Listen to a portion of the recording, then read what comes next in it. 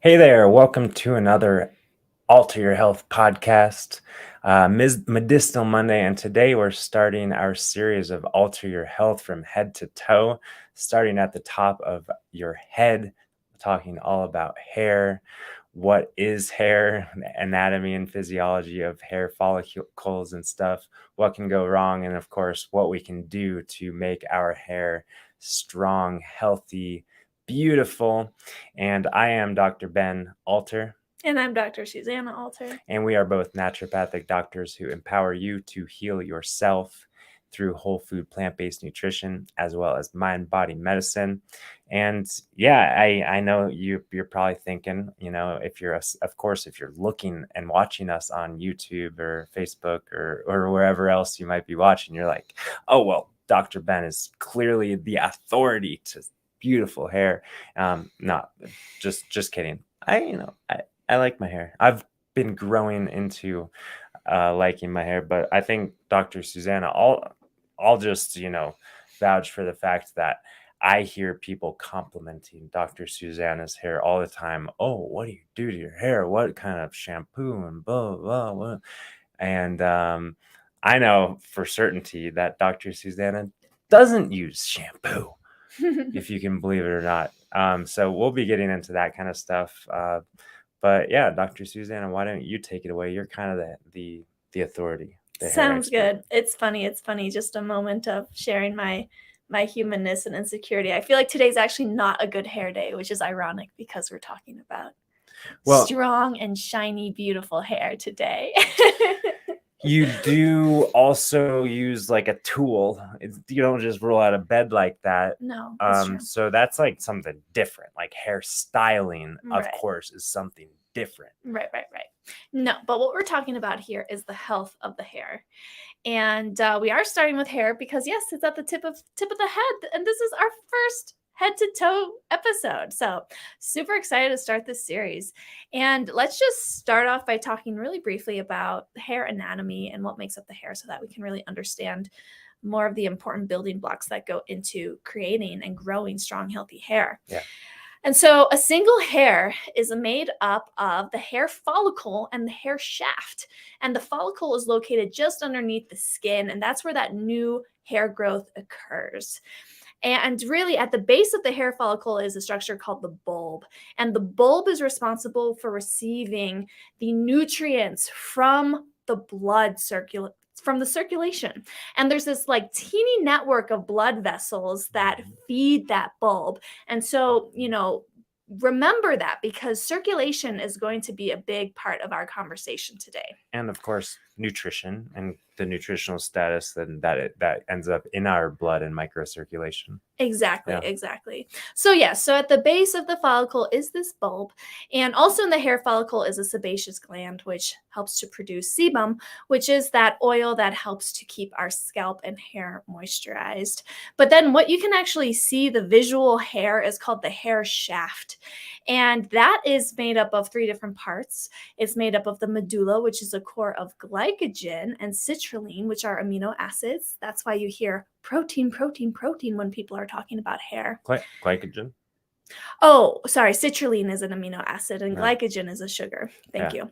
Yes, but also why people talk about protein is because then there's the next layer, which is the cortex, which is the hard keratin layer that surrounds the medulla. And keratin is made up of collagen, which is a protein. So we're going to be talking about collagen a lot in today's episode too. A little bit. Yes. And then there's the cuticle, which is that outer protective layer that gives the hair its shine. And so these are really, the key components of the anatomy of the hair, just to kind of get us all oriented to what we're talking about. Cool. So when we're talking about hair issues and things that can go wrong, of course, the main complaint is just general thinning or falling out, the hair falling out. And there's, a few common reasons why that can happen, right? I think a lot of people think about hypothyroidism, like brittle hair, thinning hair, falling hair, due to metabolic issues related to thyroid function. So that's a big one. But then there's this huge category, which I would guess is even more, more common than low thyroid function, which is just poor nutritional status, Mm. just not having enough nutrition. And this leads me to, bring up the fact that hair and it's just kind of this appendage. It's not like a vital organ, and our bodies have wisdom and priorities to maintain optimal function of vital organs. So most of our nutrition, if we do have a low nutrient status, most of those nutrients are going to go to preserve the function of our heart and our lungs and our kidney and our liver and our adrenals and our, bones and muscles also, right? And it's like hair, no big deal. We can afford to lose some hair. And that being said, that's oftentimes why a lot of people, when they are healing from a chronic condition, hair regrowth in a resilient, beautiful, strong sort of way is sometimes one of the later things to come up after we kind of fill up our stores of nutrition and whatnot. Mhm. So nutritional status is one thing, but then there's also like toxicity. Mhm. And maybe it's just helpful to plant the seed now that oftentimes topical toxicity from shampoos and conditioners and hairsprays, all those things that are marketed to make our hair beautiful and vibrant and whatever, actually in the longer term can degrade the health of our hair and also have systemic effects as well. Right. Right. Yeah. So you're going into some of the important key components. I want to, before we talk more about kind of the physiology, the things that can play into hair issues, I also just want to talk about some of the more commonly thought of contributing factors. Like hormones come up a lot when people have hair issues. Is it because I have hormonal issues? Mm. And while it's certainly true, like you said, low thyroid function can impair hair growth because it slows down metabolism. Also, another classic example is if people have higher levels of DHT, which is a specific form of testosterone that can also stunt and stop hair growth. That's actually what causes male pattern baldness, is when there's very high DHT levels, but that can Mhm. also happen in women as well. And so there are some hormonal factors, and also we think the main factor is really stress. Do we want to talk about this now? Yes. Okay, let's Yeah, talk about stress. because, that's a good point because that is a A hormone. hormonal factor. Mhm. So, I find it really interesting, and it's kind of like common knowledge in this weird way, like, oh, you're making my hair turn gray, you're making my hair fall out.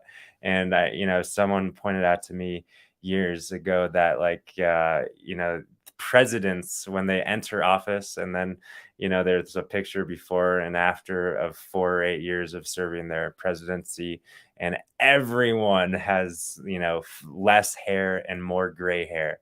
And that is, of course, they're aging. Of course, the aging process is going up, but it's like accelerated aging from stress, because that's really what stress does, is it accelerates our aging. And in an acute way, an acute big stressful event or stressful experience in the body can lead to surges of adrenaline and cortisol that can be toxic to the hair follicle, in a word, and that can lead to the falling of hair. But that effect of the hair falling isn't immediate, so it's not like we have stress in our body and then the next day we're losing our hair. It's over the course of a few months or a year that we kind of experience the symptoms of thinning and falling hair. So yeah, I think it's of course really important to consider stress levels in our body and understanding stress and that whole you know scenario, which of course we can delve into a little bit more in Wisdom Wednesday, right? Right. But yeah, just to put a name to that classic example, telogen effluvium is the condition where a stressful event happens. And then about 3 to 6 months, but sometimes even a year after that stressful period, a bunch of hair will start to fall out. And it's not really understood as to why it is that there's that delayed effect, but it is due to the increased levels of cortisol that sends a signal to the hair follicle to stop growing and Yeah. prematurely shed. Yeah, So, and maybe it's again due to like the priorities. We know that when we're in a stressful state, fight or flight, sympathetic nervous system, etc., we shunt the blood away from the vital organs to the periphery. We turn off digestion in the acute phase. So it's probably some degree of shunting blood to hair follicles and whatnot taking place. But I'm thinking of another, so that's kind of the stress. There's the nutritional deficiency, there's the toxicity, there's the stress, and then there's the, immune related, inflammatory related, which is definitely a smaller subset, but that's like the alopecia conditions, which is, for sure a real thing that happens. But usually, it's classified as an autoimmune sort of thing, meaning that it's immune related and it's a matter of balancing the immune system. And some people, have varying degrees of success in reversing that. and it is also tightly linked to stress as well. Yeah. Those episodes can be worse when people are under stress. Yeah, So. I've heard a lot of stories of people kind of having a stressful experience and then getting a diagnosis of alopecia, kind of, triggering that. Mm-hmm. Yes. So those are the things. Those are the things. And it's important also to understand, okay, what are some of the key components that go into creating and maintaining and growing healthy hair? Yeah, so understanding what can go wrong. Now shifting gears to talk about how to right the ship and how to build and grow. So I think it is helpful to consider just the foundational steps or keys in hair growth and maintenance. Right. Yeah. And so, first of all, we mentioned that keratin is one of those key ingredients that makes up the hair shaft.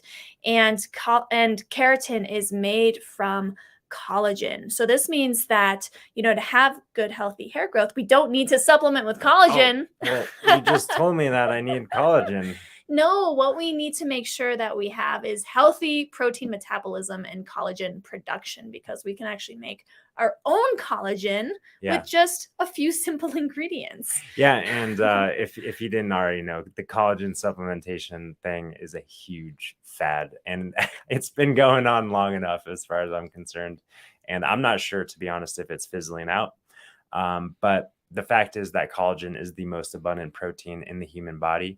And it's just a linkage of two simple amino acids that we've got an abundance of. And in order to activate and elongate and make this complex collagen chain that's all wound up and stuff, all we need, the vital nutrient that we need, is vitamin C. And there is kind of a widespread vitamin C deficiency. Not to the degree that we develop scurvy, which is really a collagen deficiency scenario, but certainly to the degree that's maybe like subclinical, that we're not having as much collagen growth and production, and we're experiencing and the symptoms of that. Mm-hmm, exactly. So Yes. Vitamin C, of course, found in all whole plant foods. Mhm. All whole plant foods have vitamin C. We think about our amla berry and our camu berry and our acerola cherry and rose hips and sea buckthorn. For sure, all other berries and citrus fruits and leafy greens. But Yeah, but another big key factor that goes into maintaining healthy hair is maintaining healthy cell differentiation, which essentially means healthy cell turnover, which also essentially means having a healthy and efficient metabolism. right. And sorry, but one nutrient that's really involved in that is zinc. Yes. Zinc is an essential mineral that's involved with cellular turnover. Yeah. So essentially, the faster that these cells are regenerating, we don't want it to be too fast. We don't want it to be too fast, but we don't want it to be slow. We want it to be at a nice, healthy, middle ground of cell differentiation. And when that is happening at an efficient and healthy rate, then our hair will grow faster. Cool. So, another key component to healthy hair growth is having good circulation because we need to deliver those essential nutrients to the bulb of the hair follicle. And if you think about, how tiny the hair is, you imagine probably how tiny the hair follicle is. That means that those blood vessels feeding the bulb are super tiny little capillaries. Mm. And so we need, like, when we have poor circulation, it is those most distal places in the body where the smallest capillaries are found that are affected first. So that's why in any condition with poor circulation, you can see hair issues. You can also see issues in other areas where, there's just teeny little small capillaries. Yeah. Yes. The next thing on the list here is the oxidative conversation, having a high oxidative load. This can lead to hair issues and therefore also DNA.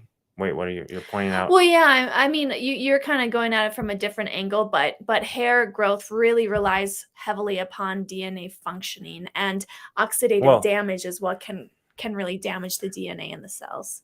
Excuse me. Yeah. DNA. I don't really know what DNA functioning means in this sentence because that just is back to like the cell differentiation. Exactly. So of course, oxidative damage is going to interfere with that DNA function. And of course, some of the things we think about are, smoking and drinking, and for sure, excessive sun exposure, that's oxidative damage, but also sun is really medicinal. But what other oxidative things? Oh, I know. Hairsprays and toxic chemicals that go on our scalp, that can cause oxidative damage for sure. Did you talk about like a poor like a processed food? Yeah, processed food. Processed foods. Poor diet. Fried foods, poor diet, nutrient depletion. And also just a general high toxicity load in the body. Yeah, so environmental toxins in general, even if it's not coming on our scalp from, hairsprays and conditioners and stuff. Exactly. So you can see there's lots of different components that go into hair production. It's not just about hormones. It's not just about, it's not just about what you're putting on your hair. There's so many factors that play into it. It's not right? all about what you're putting on your hair. No. Yeah. Essentially the and maybe we can touch on this, the hair maintenance, hair beautification protocol should be as minimal as possible. All we want to do is like keep ourselves clean. But in terms of the growth, in terms of the beauty, in terms of the sheen, that comes from within. That comes from within. It doesn't come in a bottle. You're right. So that's kind of, I think, a helpful and important message. Yeah. So in this Alter Your Health from Head to Toe series, we are really going to be talking about how our nutrition and lifestyle practices can support all of these structures in our body. And so now let's shift to talking about why whole food plant-based eating is so helpful for creating healthy hair growth. And we'll wrap up, we'll go through these bullet points as quickly as possible. But in a nutshell, whole food plant-based eating, it all comes down to nutritional status, nutrient density, as we often say, vitamin C to produce the collagen, zinc to help with the cell differentiation and cellular metabolism, selenium, another essential nutrient or mineral for hair growth. Yeah, important antioxidant and protects the DNA of the hair follicles. Vitamin A, especially our carotenoids in our orange vegetables, sweet potatoes, cantaloupes, winter squash, leafy greens, etc.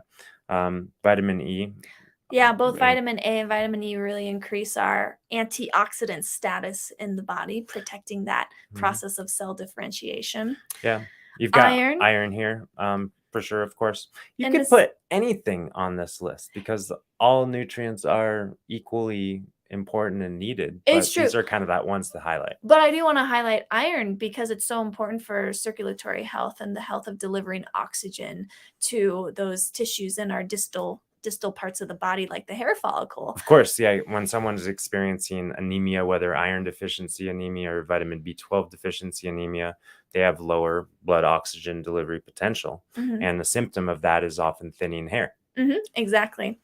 B vitamins are so important because they are those crucial cofactors in the metabolic process that is also going to be fueling that cell turnover. So that's very important. For sure. The omega-3 fatty acids to balance the immune system and inflammatory pathways for sure.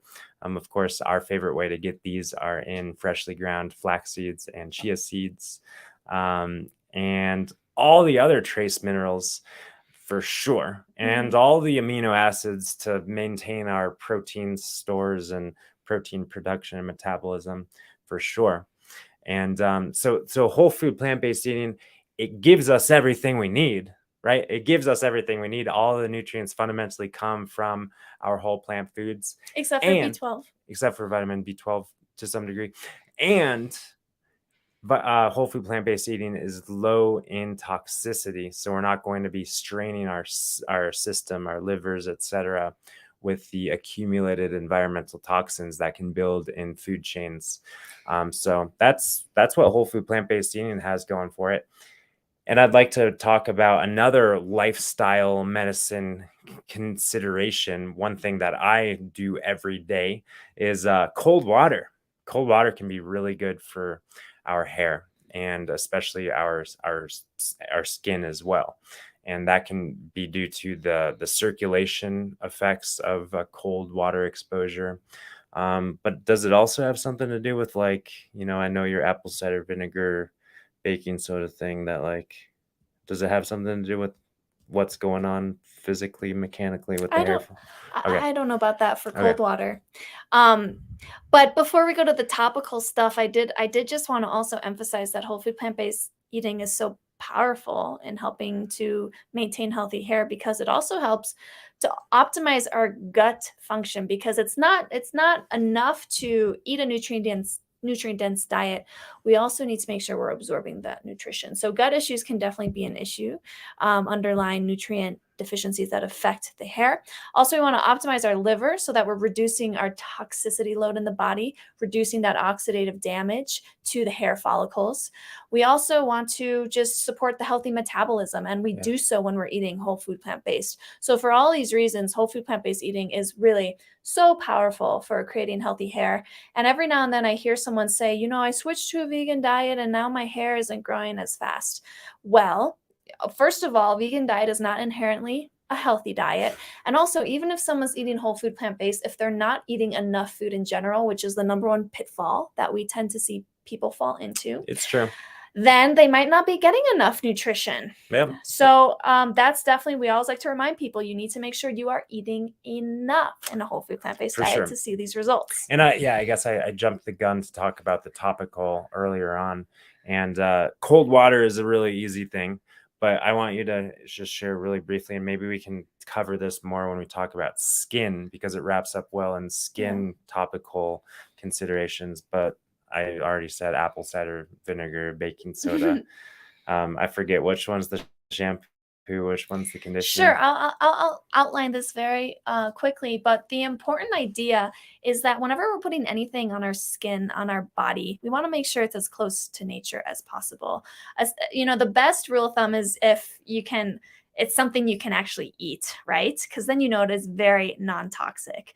And so when I was having all sorts of hair and skin issues, I changed my way of washing my hair to using diluted baking soda dissolved in water as the shampoo, and that helps to strip away the oil from the hair. It's very cleansing for the hair, but it'll leave the hair feeling kind of like icky and squeaky and tangly if you just do that. So you need something to condition it. And using diluted apple cider vinegar is a great conditioner because it's just slightly acidic, which helps to smooth out the hair follicles, maintaining that moisture in the hair follicle. And this way of washing your hair, you can eventually kind of wean your scalp to requiring fewer and fewer washes throughout the week. So now I just wash my hair once a week, and that does allow for the sebum to naturally balance out so that I don't have a dry scalp. I don't have dry hair, which is people's main concern when they think about using baking soda and apple cider vinegar to wash their hair. Yeah, so it's a transition. It's not a short-term thing that, you buy in a bottle and la-di-da, you got shiny hair, but it's a period of weeks or months that lead to like the sustainable, healthy, natural hair kind of thing. And we have seen this strategy help people in Turn regrowing hair, turn around the hair loss. Yeah, Even in male pattern baldness to some extent. for sure. And I'm also thinking, I'm just remembering our favorite story that we also like to share about reversing gray hair, which is, of course, possible to some extent. And it goes without saying that genetics is at play here, especially with our hair. But minerals are really essential for preserving hair quality and growth and strength and color as well. And also, but yeah, a great way to get minerals is in a green juice, a daily green juice. So one of our mentors in her well into her 60s has like long blonde hair, and she saw gray hair in her 40s or 30s or something. Yeah. And started doing her daily green juice and kind of turned it around and maintained that for, I don't know how she's doing. Have to check in with her. But last time we saw her about 5 years ago, she was still fully blonde. Yeah. And so, if apple cider vinegar, baking soda feels a little too much, then the next best thing is to just make sure that you're buying commercial shampoos and conditioners that are toxin free. And there's a great resource. You can go to the environmentalworkinggroup.org to look at their Skin Deep database. EWG.org.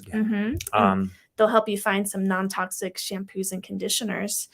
I didn't realize how much we had to cover when talking about just hair. I know there's a lot to cover. Is that about it? I think it's just a wonderful example of how interconnected the body really is, right? Because hair growth relies on so much. Yeah. So, and I guess one theme is that we need to, I feel like I've said it already a few times. It's so helpful to shift from like these short-term, give me shiny hair, to playing the long game and really creating health. And healthy hair is just a consequence of healthy inside optimal functioning. Exactly. So it doesn't happen overnight, but we change how we're doing and what we're experiencing moment to moment, meal to meal, day to day. And that's the opportunity that we all have. Yes. So if you're interested in more learning, more support, you can always join us in our Thrive on Plants program, where we really teach you how to optimize your whole food plant-based eating to optimize your health and your hair. And other components of lifestyle medicine, of course. Yes. And so to learn more about Thrive on Plants and our other services, head over to our website, www.alter.health, and just reach out, send us an email. Peace and love, you guys.